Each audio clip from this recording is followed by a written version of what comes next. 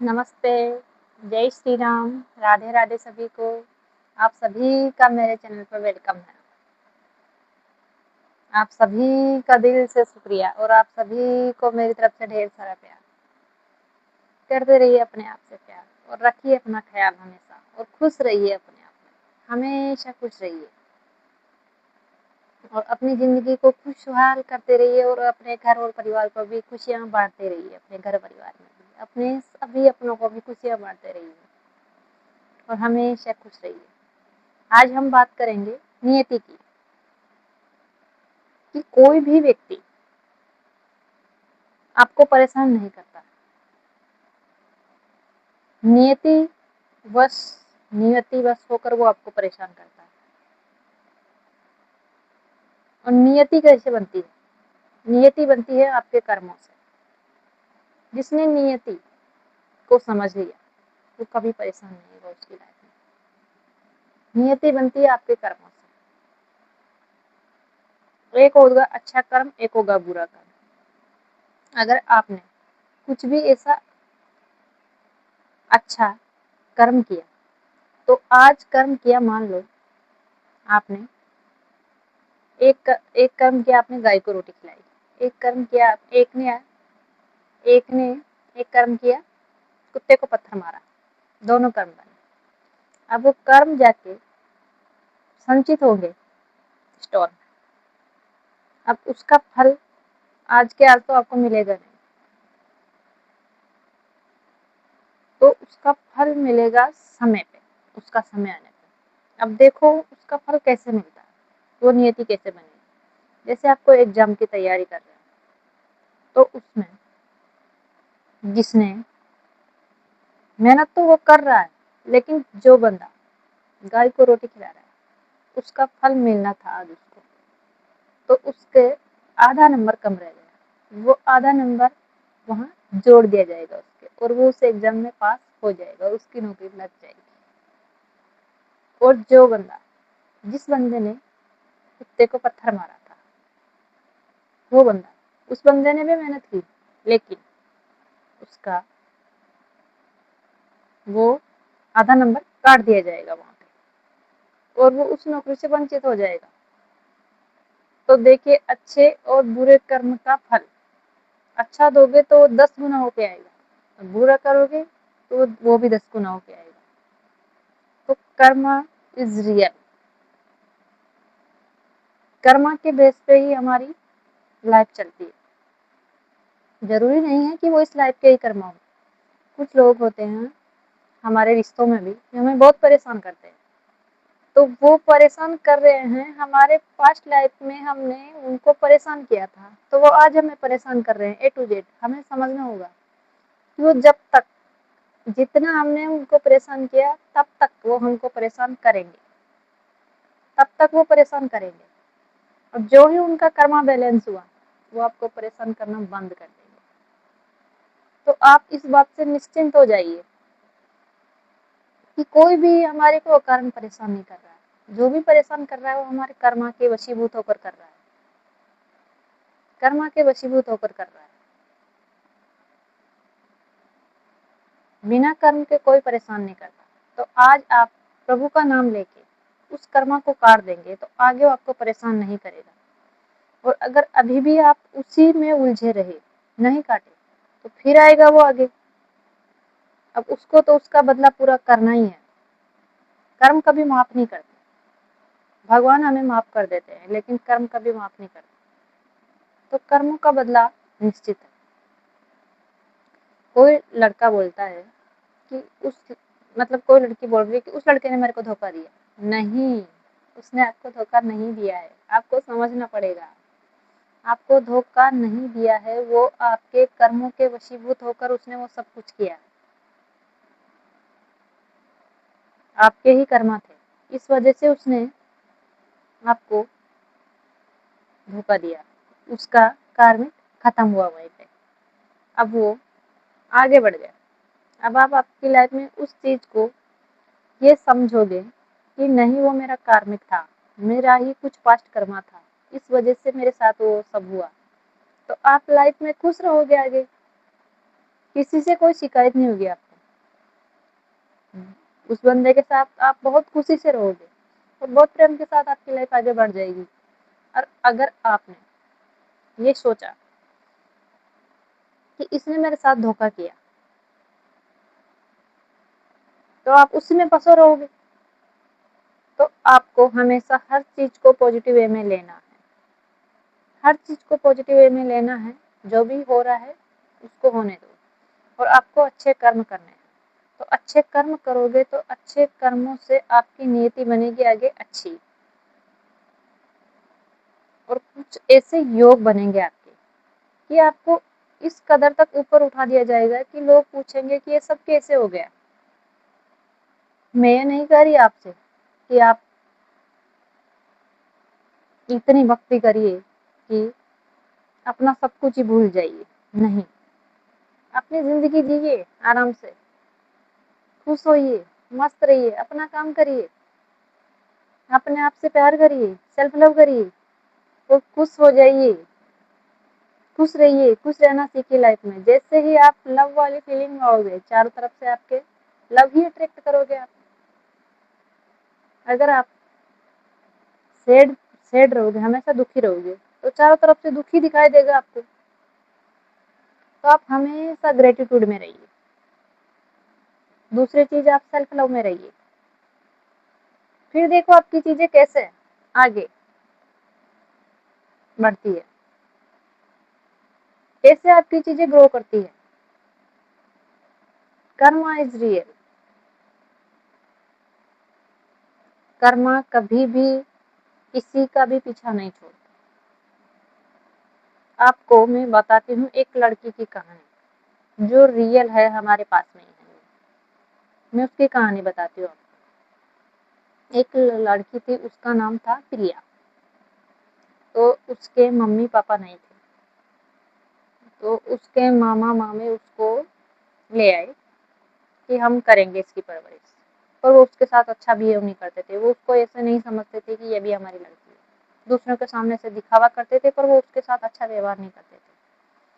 पर वो लड़की जैसे तैसे करके बड़ी हो गई। बड़ी हुई तो मतलब अब मामा की लड़कियों को ईर्ष्या थी उससे कि ये कहीं पढ़ लिख के जॉब ना लग जाए, इसकी नौकरी ना लग जाए, इसकी जल्दी से शादी करा दो किसी ऐसे लड़के के साथ में जहाँ इसकी पढ़ाई लिखाई भी छूट जाए और ये मतलब बिल्कुल हमारे से मांगने लायक रही है, इसके पास कुछ नहीं होना चाहिए। और हमारी ऐसे घर में शादी करेंगे, मतलब उनकी माँ की और उनकी ऐसी सोच थी उनकी बेटियों की, लेकिन मामा की नहीं थी।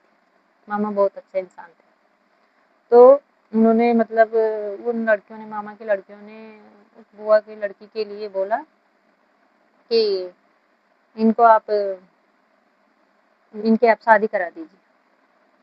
तो पापा बोले भाई ठीक है, करा देंगे बेटा, कोई बात नहीं। तो उनके कोई जान पहचान में लड़का था, तो उन्हें पता था कि लड़का अच्छा है।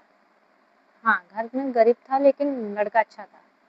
तो उन्होंने उससे उसकी शादी करवा दी। शादी करवा दी तो शादी हुई तो वो लड़की पढ़ने में भी अच्छी थी।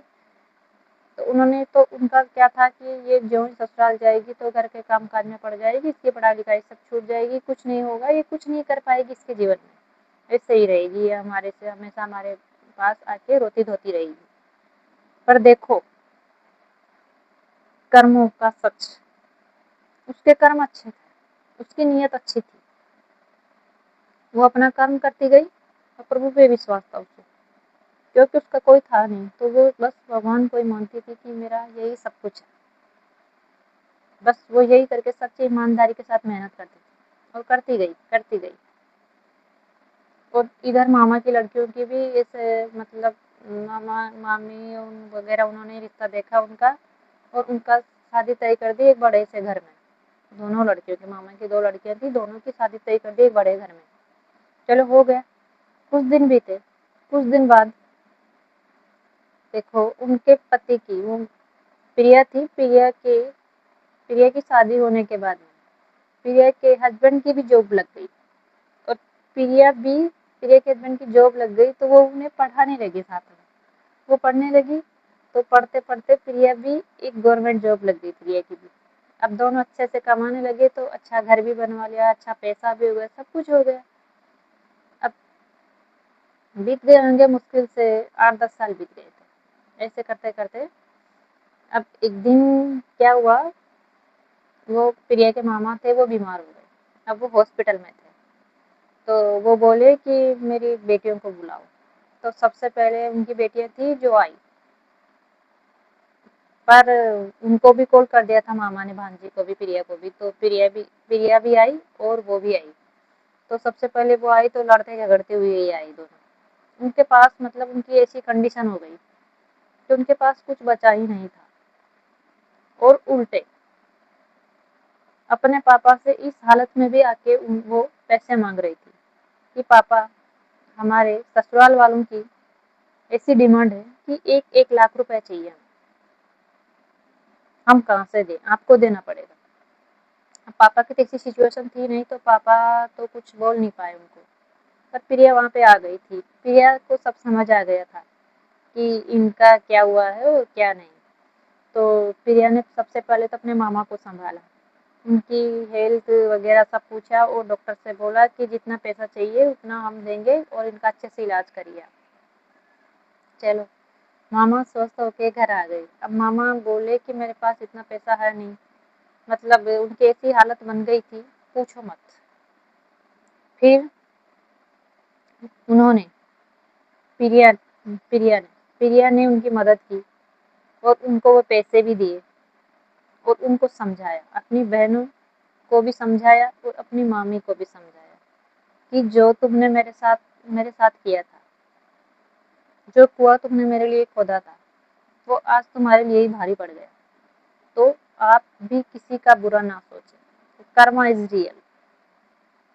तो वो चाहती थी कि मतलब इसका बुरा हो जाए, लेकिन उसका बुरा हुआ नहीं। नियति किसकी बनी? प्रिया के तो अच्छे थे कर्मा, तो अच्छी नियति बनी। उनके बुरे कर्मा थे तो उनकी बुरी नियति बनी। उनकी सोच बुरी थी, उनके कर्म बुरे थे तो बुरी नियति बनी, और उनका नतीजा भी बुरा ही हुआ। तो फिर उसी दिन उन्होंने उनसे माफी मांगी प्रिया से, और उसी दिन से प्रिया के कहे अनुसार वो अपना जीवन जीने लगी। और कुछ दिनों बाद ही उनका भी जीवन ऐसे ही, जैसे प्रिया का जीवन खुशहाल था, वैसा ही जीवन प्रिया ने उनका भी वैसा ही जीवन बना दिया। तो अच्छे लोगों से अगर आप सलाह लोगे तो आपका जीवन भी अच्छा ही होगा, आपके जीवन में भी खुशहाली आएगी। और आपके जीवन में अगर आज कष्ट चल रहे हैं तो आपके कुछ ना कुछ पिछले कर्मा की वजह से है। और प्रभु का नाम लेके और प्रभु का धन्यवाद करके उन कष्टों को काट लीजिए। फिर देखिए कैसे आपके जीवन में खुशहाली आती है, कैसे आपका जीवन एक सुंदर बगीचे की तरह खिलने लगेगा। कुछ ही दिनों की बात है, आपका लास्ट टाइम चल रहा है ये प्रारब्ध का, ये समझिए आप। बस आपकी ये अंधेरी रात खत्म होने वाली है।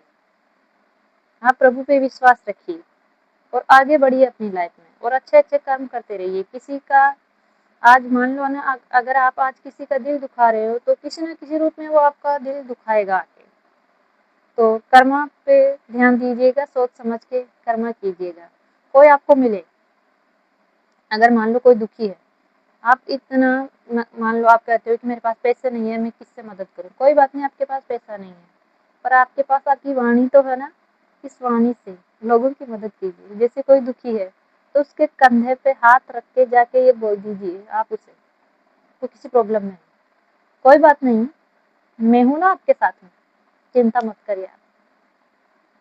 देखना फिर वो कैसे कैसे आपसे कितनी दुआ देगा वो दिल से, भले वो कैसा भी इंसान हो। पर आप एक बार उसको ये बोल दीजिएगा जाके कि कोई बात नहीं, आप चिंता मत करिए, आपको जिस चीज की आवश्यकता हो मुझे बोलिएगा, मैं आपकी मदद करूंगी, मैं हूं ना आपके साथ, मैं खड़ी हूं ना, टेंशन मत लीजिए आप, ये समय कट जाएगा आपका। आज बुरा है, कल अच्छा भी आएगा।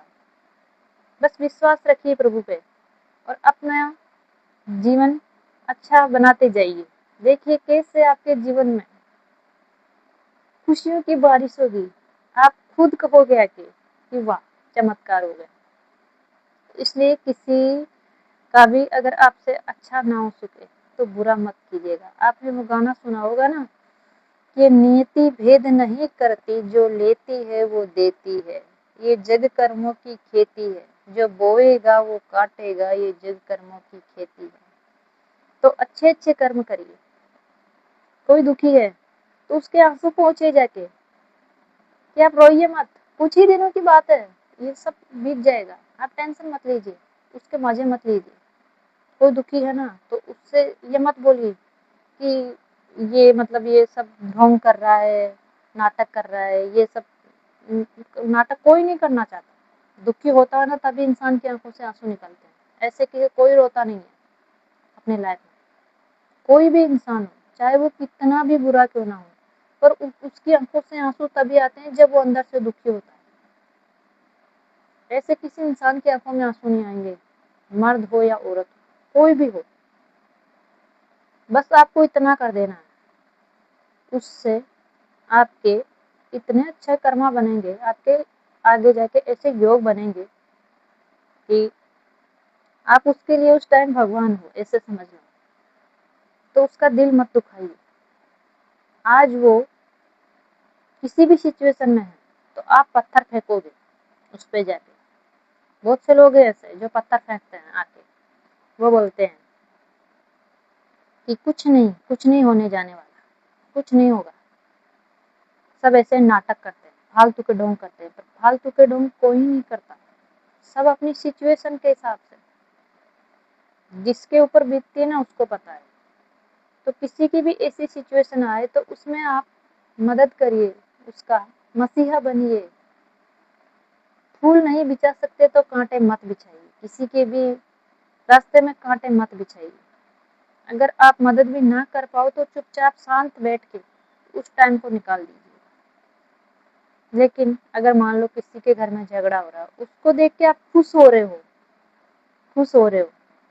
तो ये यूनिवर्स, ये ईश्वर, ये प्रभु ये सोचते हैं कि ये खुश है, इसको यही दे दिया जाएगा।